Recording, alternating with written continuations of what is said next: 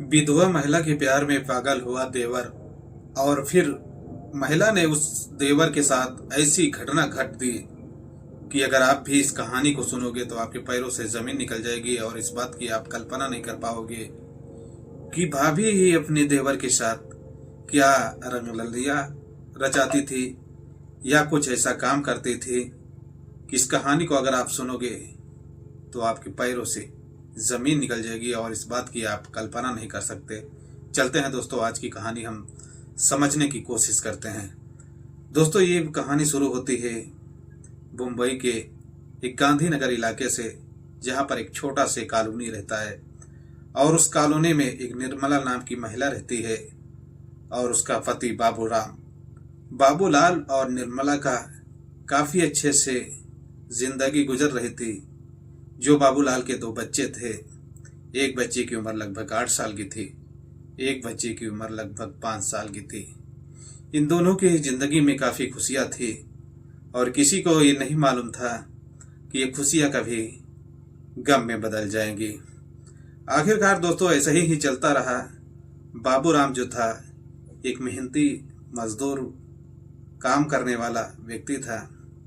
हालांकि वहीं पर रहकर काम करता था और जो घर काम कर जब घर आता था तो घर के कामकाजों को संभालता था। पत्नी निर्मला का भी ख्याल रखता था, क्योंकि पत्नी निर्मला जो थी वो कहीं न कहीं बीमारी की वजह से गुजर रही थी।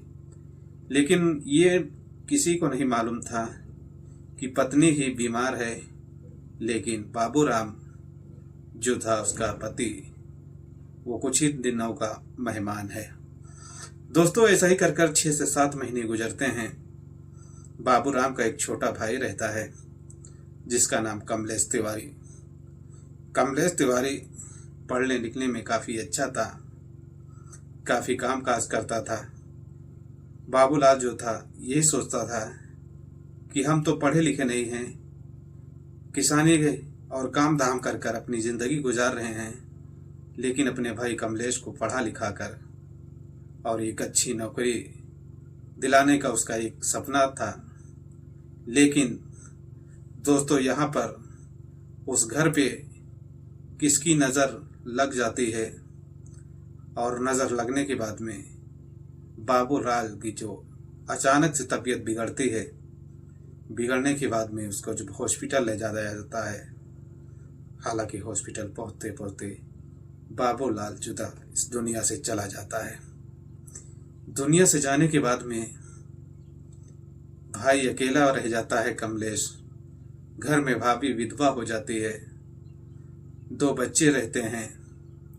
हालांकि कमलेश के ऊपर जो है सारी जिम्मेदारियां जो है आ जाती है।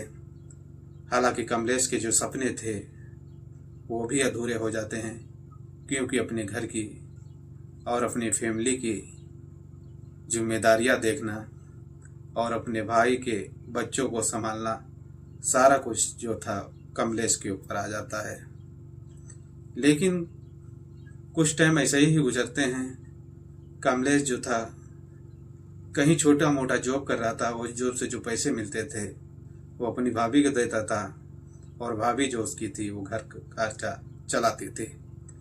लेकिन जो कमलेश था उसके कुछ दोस्त लोग थे और दोस्त लोग के चक्कर में आने के बाद में कमलेश का जो आदत था, उसका नेचर था, कहीं ना कहीं खराब हो जाता है। वो नशा का एक आदिक हो जाता है, वो ड्रिंक भी करने लगता है। ऐसे ही में उसके घर की जो हालातें हैं वो कहीं ना कहीं अब खराब होने लगती हैं। घर भी आता था, ड्रिंक कर नशे में रहता था। उसकी भाभी जब देखती थी तो काफ़ी उसको बातें सुनाती थी, टॉर्चर भी करते थे कि तुम एक घर के जिम्मेदार व्यक्ति हो, अगर तुम इस रास्ते पे चलने लगोगे तो हम लोग क्या करेंगे, घर बर्बाद हो जाएगा, हम लोग टूट जाएंगे। लेकिन कमलेश जो था वो नशे में रहता था, उसको कुछ फर्क नहीं पड़ता था। 4 बातों सुनने के बाद में खाना खाता था और सो जाता था। कुछ दिन ऐसे ही गुजरते हैं। गुजरने के बाद में जब कमलेश के दोस्त लोग आदी हो जाते हैं नशे करने के, तो एक दिन कमलेश के घर पे आ जाते हैं उसके दोस्त लोग बुलाने के लिए और बुलाने के दौरान पर जब उसके भाभी को देखते हैं तो दोस्त लोग की जो नज़रें रहती हैं कहीं ना कहीं ख़राब हो जाती है और उसके भाभी के साथ कुछ गलत करने के लिए सोचने लगते हैं। लेकिन कमलेश शायद उस टाइम पर वो नशा नहीं करता था। जब दोस्त लोग के संग में जाकर बाहर ही नशा कर कर आता था। एक दिन दोस्त लोग ने एक बहुत ही प्लान बनाते हैं कि कमलेश को आज नशा से काफ़ी बुध कर दें और उसके बाद में इसकी भाभी के साथ में कुछ चलकर रंग रलिया मनाते हैं। हाला दोस्तों, आज आखिरकार ऐसा ही होता है। कमलेश को वहाँ पर ड्रिंक पिलाया जाता है। कमलेश काफ़ी नशे में हो जाता है और कमलेश को बहाने घर पहुँचाने के लिए उसके दोस्त लोग भी आ जाते हैं। हालांकि आने के बाद में कमलेश की जो भाभी रहती है वो घर में अकेले रहते हैं, बच्चे सो जाते हैं। हालांकि उसकी भाभी के साथ में जो ना करना चाहिए था इसके दोस्त लोग ऐसे करते हैं। करने के बाद में कुछ वीडियो भी रिकॉर्ड कर लेते हैं। लेकिन कुछ दिन ऐसा ही चलता रहता है।